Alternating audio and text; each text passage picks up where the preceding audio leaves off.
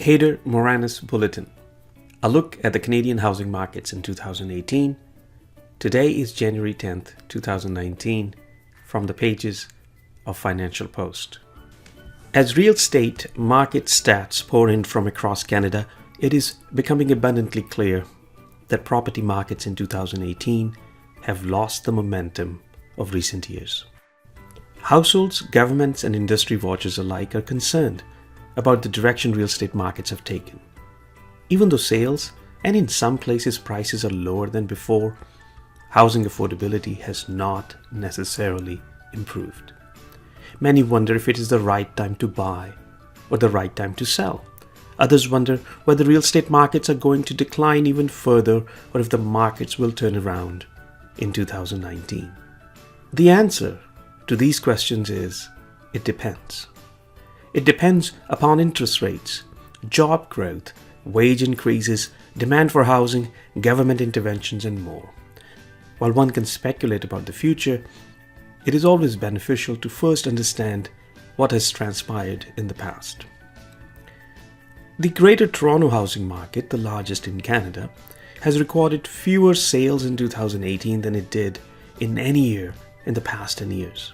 In fact, the last time Toronto's real estate market recorded fewer than 80,000 sales was in 2008. That year was exceptional for two reasons. First, the Canadian economy was showing signs of weakness as it and most other around the world entered into the Great Recession. Secondly, the City of Toronto imposed a new land transfer tax that made some buyers advance their home purchases to 2007, resulting in fewer sales in 2008. But even in 2008, nominal housing prices, that is the prices not adjusted for inflation, did not fall relative to 2007. That means 2018 is unique because the last year, the average nominal housing price actually declined by 4.3% over the price that was recorded in 2017. Vancouver's housing market, in which 24,619 sales were recorded in 2018, was no better. The Real Estate Board of Greater Vancouver noted sales in 2018 hit the lowest annual total in the region since 2000. The composite benchmark price in December 2018 in Vancouver declined by 2.7% from a year earlier. Despite the declining prices, many believe housing affordability is unlikely to improve. A recent report by the Royal Bank of Canada observed that homeownership costs relative to median incomes will continue to rise in Canada. The Royal Bank report said that by the end of 2019, owning a home will take up almost 80% of the median household income in Toronto. In Vancouver, homeownership costs could claim 88% of the median household income. The RBC report expects homeownership costs to rise in other cities including Calgary, Edmonton, Ottawa, and Montreal. The high levels of household debt in expensive housing markets is another source of concern. The Canadian Mortgage Housing Corporation reported that the debt-to-income ratio was 208% for the residents of Toronto, and for Vancouver, it was even worse at 242%. Most of the household debt comprises mortgage debt, which is sensitive to changes in interest rates.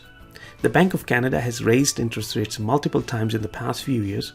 The bank's decision today not to raise rates any further suggests that the bank is mindful of the slowdown in the global economy that has been worsened by the trade tussle between the US and China. While the consensus is lacking about the future of interest rates in Canada, many believe that the fundamentals are missing to justify significant interest rates hikes in Canada in 2019. This will be good news for homeownership.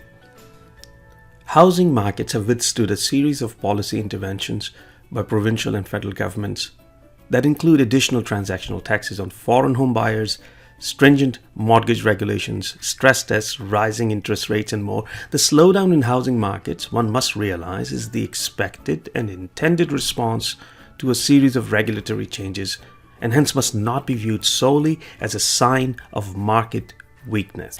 At the same time, one should also consider a long-term view of the property markets. Housing is a durable good that provides shelter and other amenities while growing in value as an asset class.